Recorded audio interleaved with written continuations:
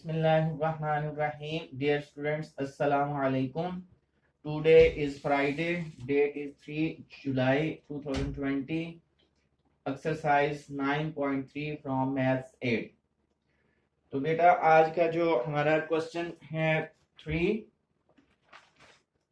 A conical cup is full of ice cream. What will be the quantity of the ice cream if the radius and height of the cone are 4 cm and 5 cm respectively? अब इसमें हमें दिया गया है कि conical cup है और उसकी जो हाइट है वो 5 सेंटीमीटर हमें दी गई है और उसका रेडियस हमें बताया गया है कि 4 सेंटीमीटर है और ये पूछा गया है कि क्वांटिटी ऑफ आइसक्रीम जो है वो कितनी होगी उस कॉनिकल कप में। तो हमने सबसे पहले नोट किया radius of conical cup r is equal to 4 centimetre, height हमें दी गई थी 5 सेंटीमीटर, तो उस कप का जितना वॉल्यूम होगा उसमें आइसक्रीम भी उतनी ही आएगी। तो इसलिए उस कॉनिकल कप की वॉल्यूम हम निकालेंगे तो वही क्वांटिटी ऑफ आइसक्रीम बन जाएगी। तो हमने लिखा क्वांटिटी ऑफ आइसक्रीम या volume of cone is equal to 1/3 pi r square h। तो हमने पाई की वैल्यू, रेडियस की वैल्यू और हाइट की वैल्यू यहाँ पे पुट कर दी है। 1/3 22/7 ये पाई की वैल्यू है और हमारे पास रेडियस जो है वो 4 था, 4 का स्क्वायर क्योंकि रेडियस का स्क्वायर है तो 4 का स्क्वायर मल्टीप्लाई 5। तो हमारे पास 21 2 1 22 आ गया, 4 4 16 और 5। अब इन सबको मल्टीप्लाई किया है तो हमारे पास 1760 आ गया और नीचे जो है 3 7 21। अब इनको डिवाइड किया तो हमारे पास आंसर आ गया 83.80 cubic centimetre. Question number 4. What will be the total surface area of solid cone of height 4 cm and radius 3 cm? इस क्वेश्चन में हमें जो है रेडियस भी दिया गया है कॉन का और जो है हाइट भी बताई गई है और टोटल सरफेस एरिया पूछा गया है। तो टोटल सरफेस एरिया का फार्मूला होता है pi r into R plus L.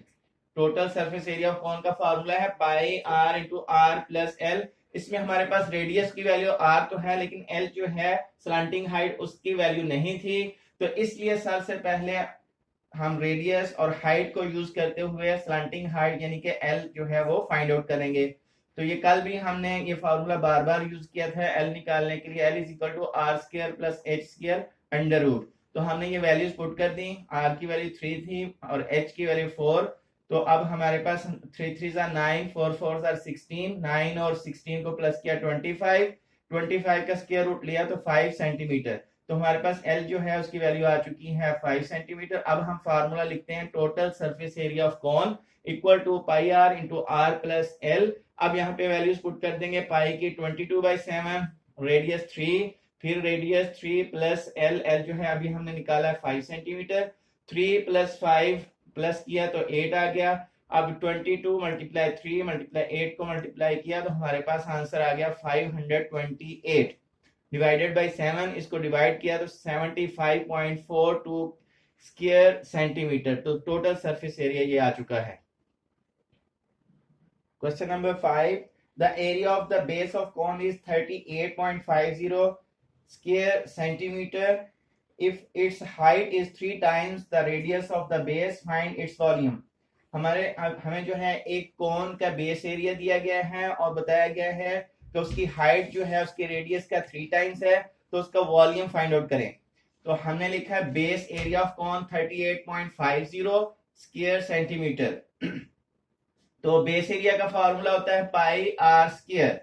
तो इसको ये बेस एरिया की वैल्यू थी इसलिए उसके को रखा। यहाँ पे वैल्यू लगाई हमने पाई के 22/7 मल्टीप्लाई आर स्क्वायर। तो 22/7 जब उस साइड पे जाएगा तो रेसिप्रोकल इसकी वैल्यू जाएगी 7/22 हो जाएगा। अब 7/22 मल्टीप्लाई 38.50। अब 7 को 38.50 से मल्टीप्लाई किया और उसके बाद 22 पे डिवाइड किया तो आंसर आ गया 12.25। तो आर स्क्वायर यहाँ से स्क्वायर की वैल्यू खत्म करने के लिए दोनों साइड्स का स्क्वायर रूट लिया तो स्क्वायर से स्क्वायर रूट कैंसिल हो गया। 12.25 का स्क्वायर रूट निकला 3.5 सेंटीमीटर। हमारे पास रेडियस आ चुका है 3.5 सेंटीमीटर। अब हाइट जो कि एक फार्मूले में यूज होनी थी, हाइट उसने बताया था कि रेडियस का 3 टाइम है, तो height is equal to 3r। तो आर की वैल्यू यहाँ पुट की 3.5, 3 से मल्टीप्लाई किया तो हमारे पास हाइट आ गई 10.5 सेंटीमीटर।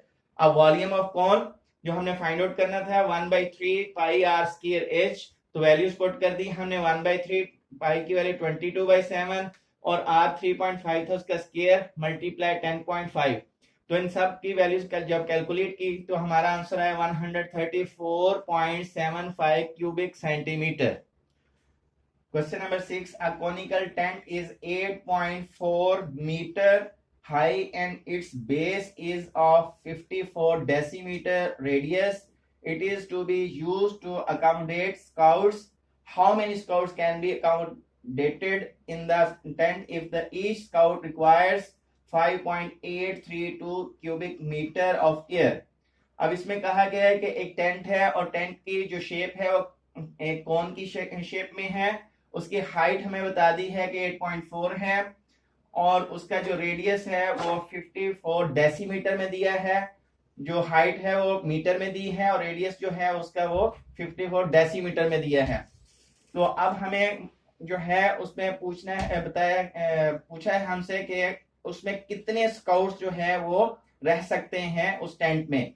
अगर एक स्काउट जो है उसको हवा की जरूरत हो 5.832 क्यूबिक मीटर, तो सबसे पहले हाइट ऑफ टेंट एच हमारे पास दिया है 8.4 मीटर, रेडियस हमें दिया है 54 डेसीमीटर। डेसीमीटर क्योंकि ये दोनों डिफरेंट यूनिट्स हो चुके हैं, सेम यूनिट बनाने के लिए हम डेसीमीटर को 10 पे डिवाइड करें तो ये मीटर में कन्वर्ट हो जाता है, तो ये बन जाएगा 5.4 मीटर।